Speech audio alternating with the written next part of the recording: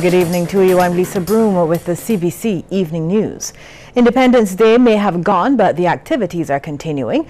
This morning, the Barbados Port Inc. commissioned a mural in honor of Barbados' 50th anniversary of independence. Shane Jones was there.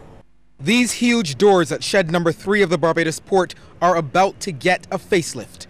They are the first things tourists coming off cruise ships see and are essentially the front doors of Barbados.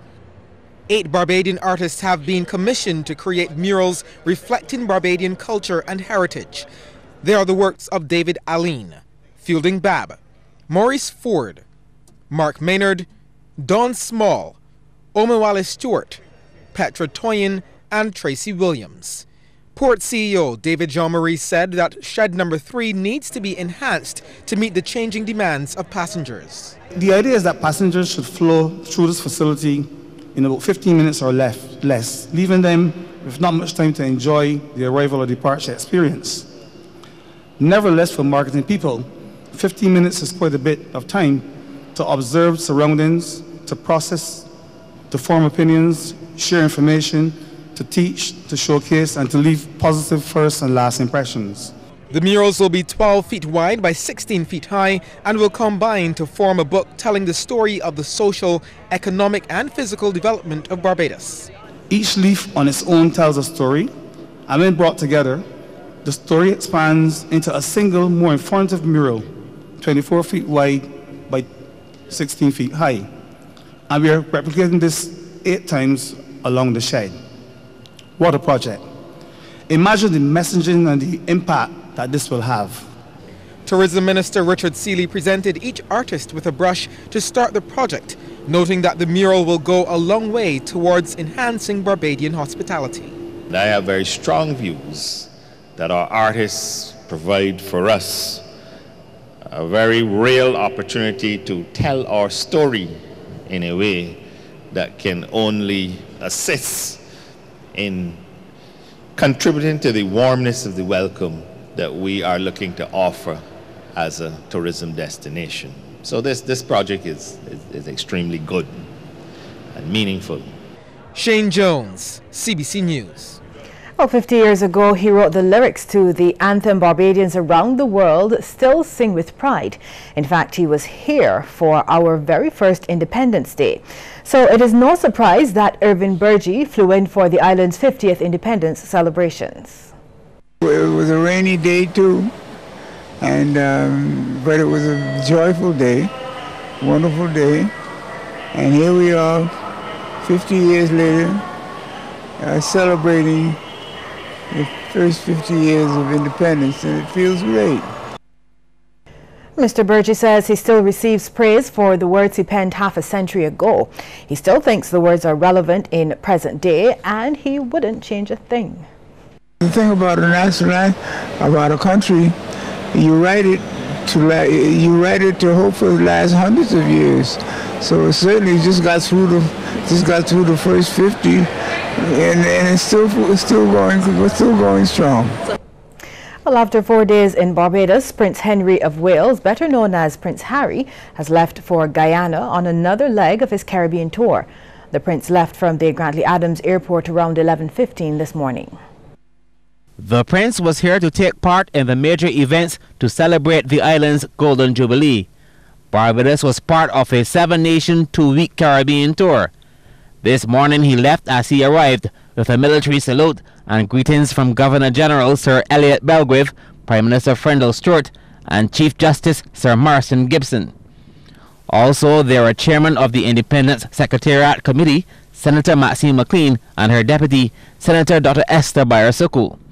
In a ceremony that took just 20 minutes, the prince's plane taxied down the runway by 11:20 a.m. While here, the prince met with Duke of Edinburgh Gold awardees.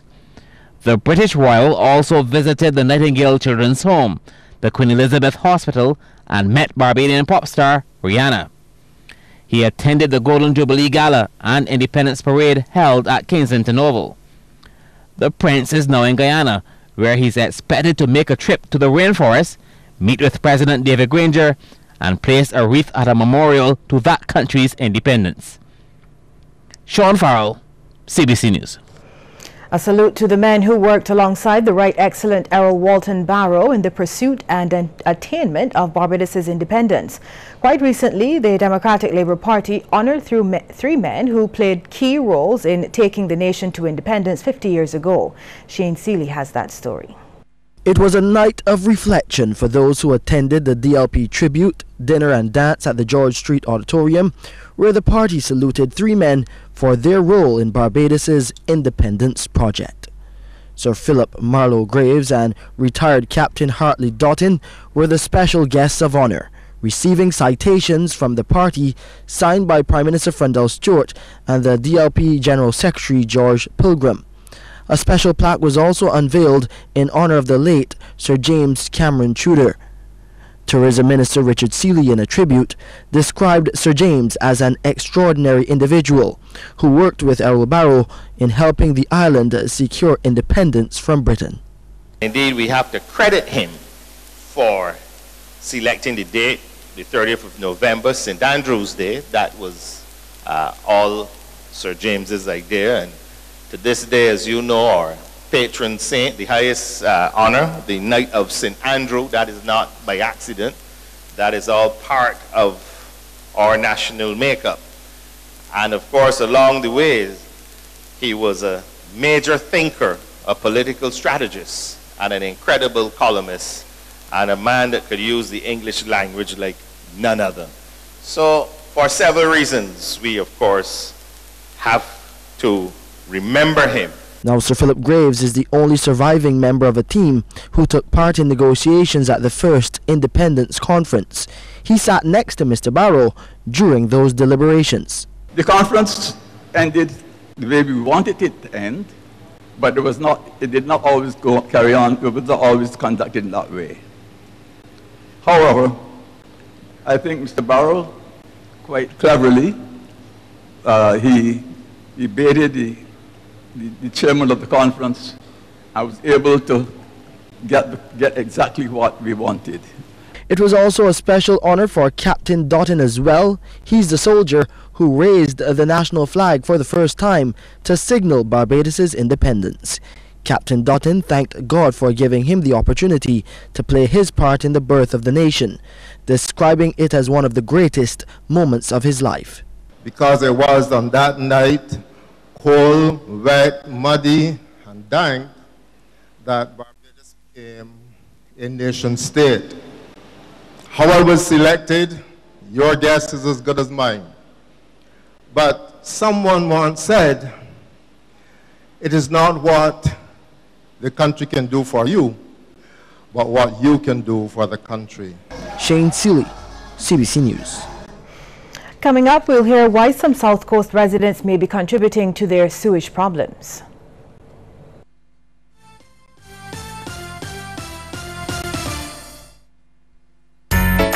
What's your idea of holiday happiness?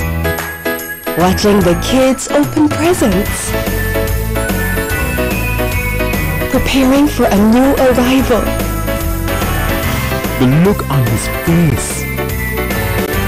Add to your holiday happiness with a Scotia Plan loan from Scotiabank. You could win cash and more. Get your loan today at your nearest branch. Conditions apply.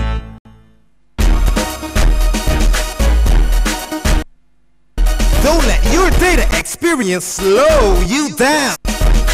Step up to Digicel, Barbados' fastest 4G network. More than twice as fast as the slow network. Get more with Digicel.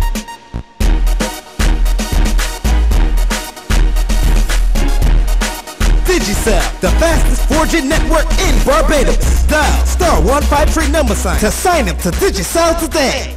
A lot of people think that fast boys are cool, and the girls show like the guys who work them. But like so many things about life, you gotta be careful.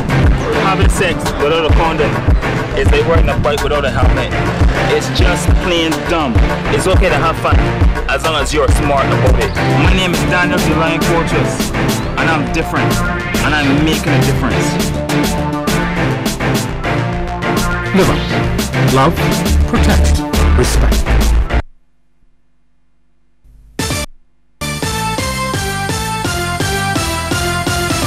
There will be school for 6th and 5th form students of the Commonwealth School next week. The Education Ministry says classes for 6th form students will be held at the Erdiston Teachers Training College, Pine Road, St. Michael from Monday, December 5th, while classes for 5th form students will be held at the Samuel Jackman Prescott Polytechnic, Wildy, St. Michael from Tuesday, December 6th. 5th and 6th form students should report for classes at 8:45 a.m. Meanwhile, the ministry says it is making every effort to find alternative accommodation for the remainder of the school. In addition, the Special Task Force identified to monitor and oversee the work at Combermere will continue to observe the environment at the school, and the ministry will continue to update parents and guardians. The Education Minister, Ronald Jones, is throwing his support behind the integration of technology across the board in education. Minister Jones says he understands the concern about the misuse of tech and its instruments, but he believes there can be no turning back now. They corrupt our young people by their very presence of misuse.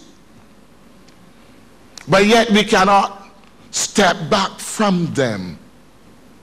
What we have to do is to bend them to ethical use within our learning environment. And we have to teach our children that everything you eat does not digest well. That somehow the toilet calls you as diarrhea affects your body. So too, it is with technology.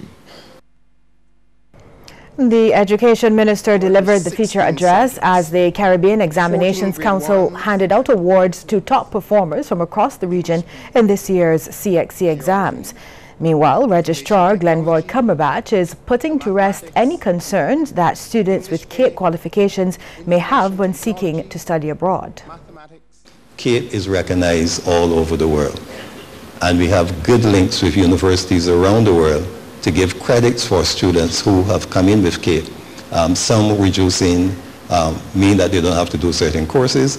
In other cases, some children get a year off or 2 years off their programs when they travel to certain universities overseas. I know there is some concern of whether CAPE is recognized outside of the Caribbean, and after all these years, I don't know why that concern still exists, but there is no problem at all with students who leave the Caribbean and go abroad with their CAPE qualifications. Efforts by some on the south coast to get relief from floodwaters are actually causing their sewage overflow problem. That's according to General Manager of the Barbados Water Authority, Dr. John Mwanza. He explains the action of some residents to remove manhole covers and plugs to allow floodwaters to run off is creating backups at the South Coast Sewage Treatment Plant. As a result, the BWA has been sending inspectors in the field, especially to low-lying areas where most flooding occurs, to replace covers and plugs which have been removed. Dr. Mwanza tells CBC News it's a difficult situation to police, but he's calling on residents and businesses to play their part. It needs policing, and you have to be out there to be able to catch them. If the neighbors saw it and reported it, we would follow it up. But at this point, unless we have the time to set up equipment in there to monitor on it 24/7, it is difficult to catch the culprits.